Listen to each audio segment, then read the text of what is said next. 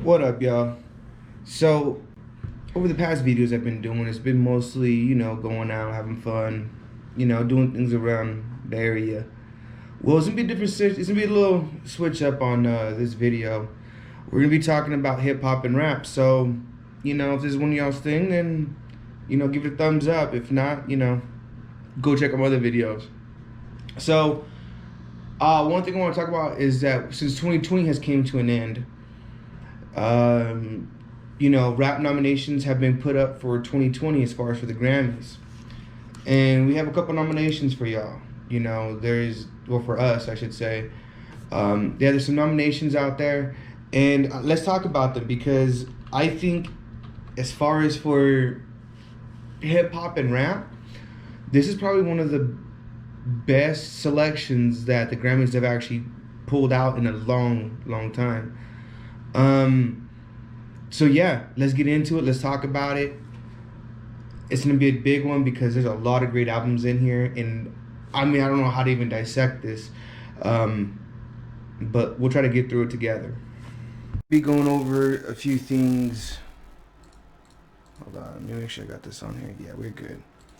So we're gonna be going over a few things, man. One of the biggest, um, for me, there's been a lot of bad album choices they've been making for best rap album. So for a while, I would never pay attention to the Grammy Awards because ever Kendrick Lamar's "Damn" was probably one of the best ones out there from recently. There was one I think that was previous before that whenever he did "The Pimp a Butterfly," and I think it was who beat it. Um, Leslie Ryan and the Malcolm Moore, I think. And to me, again, I've been listening to hip hop and rap since I was probably 4, and I'm 30 now. I know, right? Since you've been 4, but yeah, for real, man, I've been listening to it for a long time. And from my taste in music, to Pimp a Butterfly was probably the best for that year. So going back from the Grammys, I would kind of pick and choose because it wasn't. It's usually never really good. It was all about just politics. It felt like, but this year, man, this is actually probably one of the best 5 of this year, and actually, every single one of these are a classic. Every single one of these can be an instant classic, man. It's all about preference at this point. But I'm gonna try to siphon through most of this and try to get some at least chop some stuff down. So let's start with the 5th one, which I think, in my opinion, a great album, but I feel you're the 5th one out, right? You're the last one that's out, and that's going to be D Smoke Black Habits. Now, the album itself was a great album. He just before coming in, he did the that special on Netflix that he ended up winning, and he's a great artist. I like his translations between English and Spanish. Just a great overall artist. Even some of he's from Cali as well, and he sounds like he's from Cali. He's really making good moves, and he's doing something for himself on this album. However, I feel, as new as he is and this album how it was, I'm not really feeling it as much as I really should. There was a few tracks on it that I was digging, but for me, it wasn't something I could just press play from track 1 to the outro. I'm gonna get something out of it. So for me, D Smoke, great album, buddy, but fascinating album. But compared to these other 4, man, someone's got to be the loser, bro. Okay, so I'm sorry, D Smoke, you are out. Now we got 4 left. Again, this is gonna be really hard because it's one of those things. Now, with that, there has been some debate of these 2 albums I'm going to talk about next, and that's going to be Nas's King's Disease. I didn't know this, and maybe I could teach y'all something, learn y'all something, but King's Disease is actually gout. If you eat rich foods and things like that, I didn't know that. I looked that up, King's Disease, and just like the album, actually, he really goes into it. Now, Nas hasn't dropped anything since, or he has dropped Nasir with Kanye West, and that was a fabulous album, really great album. For me, it wasn't my taste. I was really banging Daytona during that whole Kanye doing what was it, him and what's his face, Kid Cudi. He was doing some album with him, with Nas, Pusha T, and he did it with a female. I forgot her name. Anyways, this album was good. I think it was Cars 85 or 60 or something like that. And there was some great tracks in it, man. It sounds like just like Nas. But for me, I'm trying to really get together here. Is compared to the other three albums, yes, the body of work was a solid 9. However, for the time and age of 2020, right at the time, yeah, it wasn't really hitting me as hard as it should. I would still play this album. Again, there's nothing wrong with it. And the reason why I'm gonna compete with it is because of Jay Electronica, A Written Testimony. This album, from front to back, I cannot find a bad song from it. Now, the reason I want to bring up both of these here is because this could be the comeback year, or who had the biggest comeback, right? I'm sure you know about this. So Nas is pretty much, you could say he came back from this. However, the comeback is much stronger for Jay Electronica. He's been out for God knows how long. He has never dropped an album. So to hear an actual, fully thought out, front to back, just laced up with some great music, Jay Electronica is taking it. His comeback on this was insane. Jay Electronica did really solid on this album. I can't find a bad song off of this. And him hitting different things and his spiritual vibes and finding God and him being a Muslim, and the diversity of what he shows in his discography of all the stuff he's been learning throughout his years really is showing it on here. Now, he did have a lot of backing up from Jay-Z. These beats are insane good, so it makes sense, right? However, Jay Electronica did his thing. I cannot find a bad song on here, and it's just great listening to. You know, it's nothing to, if you're more of the people who are more, you want something intellectual, something to really think about, something to marinate on, this is gonna probably be up your alley right here. Granted, Nas' album King Disease is great. I do think that Jay Electronica, his whole body of work on this is just incredible. He has done a great, phenomenal job on this. So again, I'm gonna knock out Nas on 4, and I want to give Jay Electronica right now his comeback of the year. Jay Electronica, you deserve it, bro. This is a great album. So. And now we're this is the final. I'm gonna give Jay Electronica's Written Testimony the 3. It's a top 3 for me, but it's not up there for me as far as what I was banging out this entire 2020. So what we got left? We have Alfredo from Freddie Gibbs and Alchemist, and we have Allegory from Royce the 5'9". Where do I start? Okay. Now, let's first start from the top. Alfredo. Now, we have heard Freddie Gibbs. We have heard him many times. We have heard him with Bandana, Pinata, Freddie. I mean, without a shadow of a doubt. I mean, Freddie has his discography together. I am a huge Gibbs fan myself. And hearing him in this, he has really showed up and showed out. This album is insane. It sounds like something you've been hearing in the 90s. It sounds like something to me it just sounds like it's something you've been listening to, Alchemist, when Al did this, bro, I've heard Al with Boldy James. I heard Al with what's his name? Action Bronson. with Mayhem Lauren in there and shit like that, bro.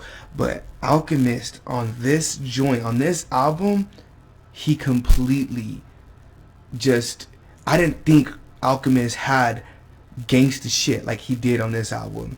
This was gangsta as fuck, bro.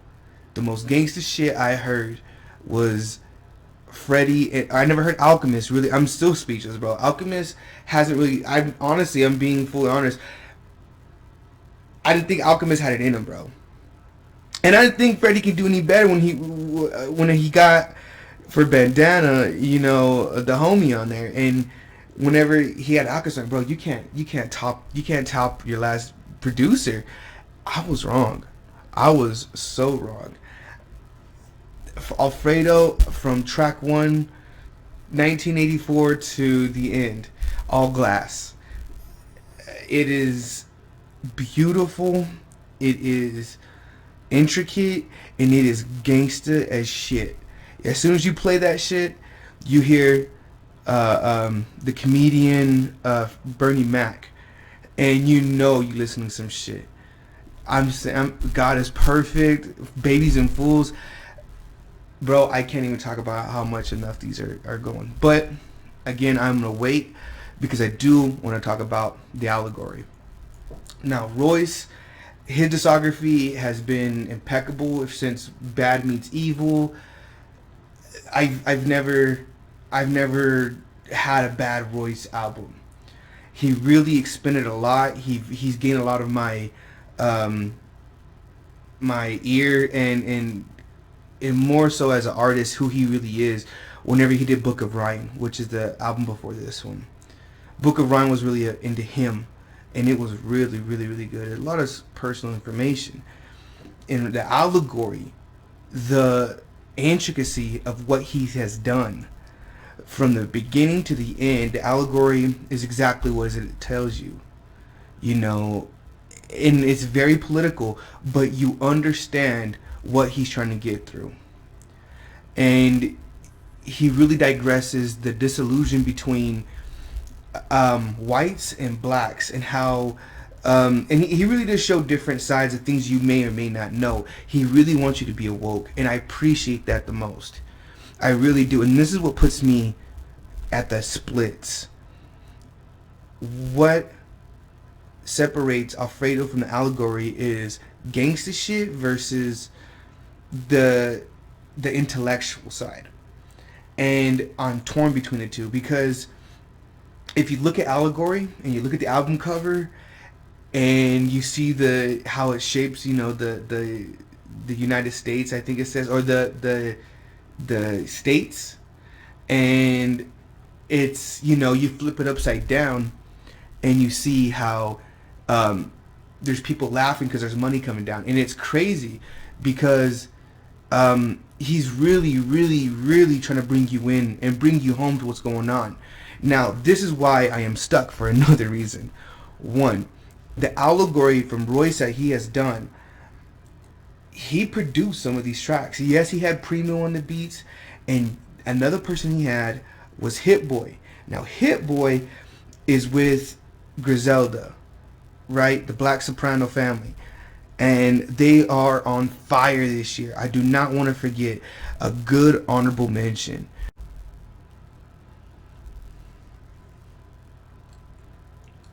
Now, it's been, you know, they have some great gear, and they've been really killing it this year.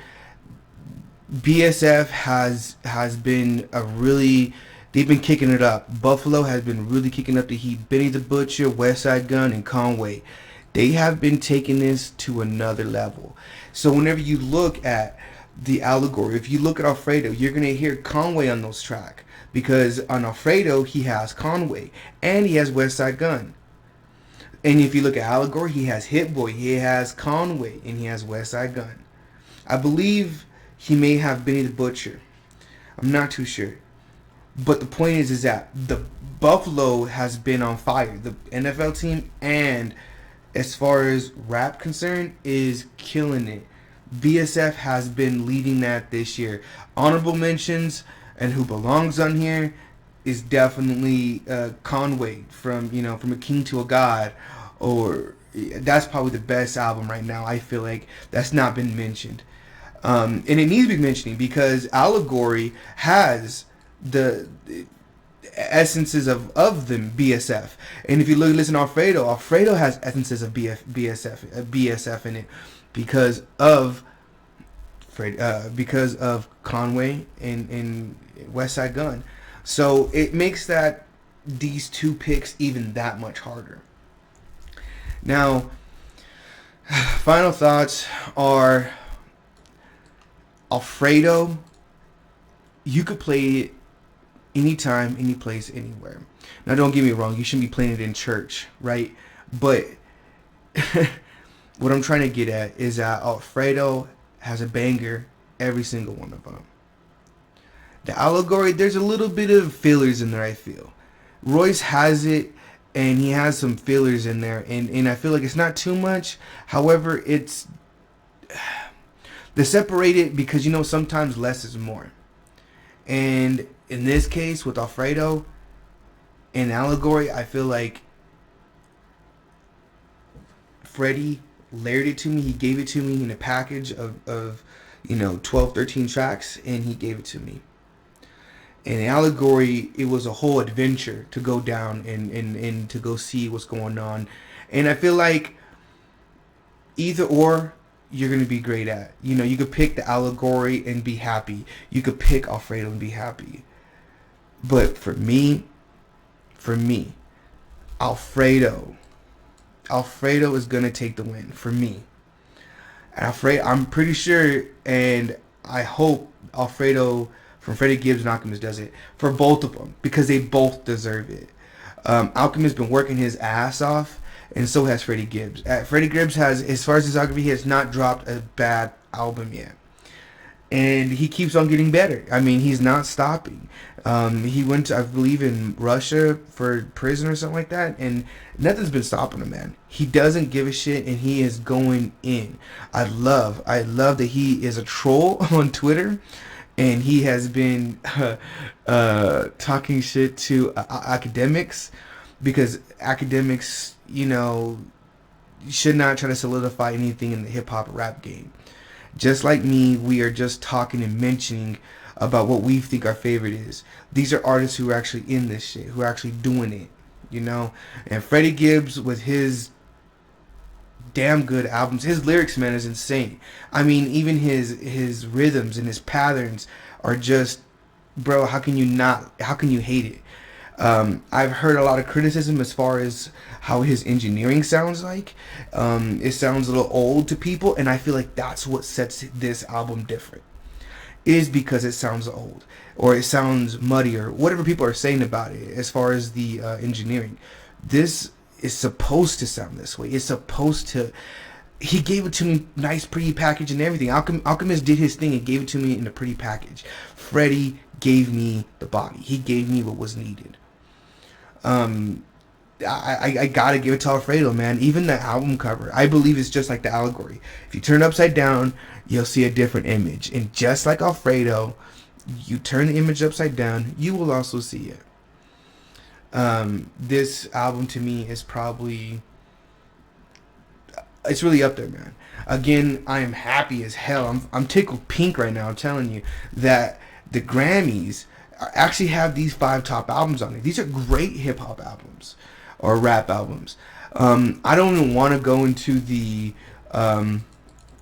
best rap songs because I wouldn't agree to a lot of these, and that's okay. Because to me, as far as being an old head meaning that old hip hop, not old hip hop, but listening to since Wu-Tang, and oh man, rest in peace to the homie that passed, bro. MF Doom. It's just crazy, dude. Great artist, great producer, and he died early for his age too, brother. He it's pretty sad, man, what's going on. 2020's been that year, bro.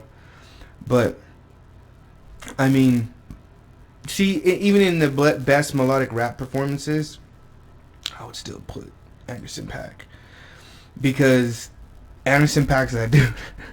But that's for another time, guys. I want to tell you, if you guys like this video, please like it. Please show the support. Thanks for checking it out. Those who did like it, if you like these kind of videos, give it a thumbs up. I'm still be going to do some different things. You know, just kind of just mosey around throughout the YouTube world, and we'll see where it ends up. All right, y'all stay safe and keep it gangsta.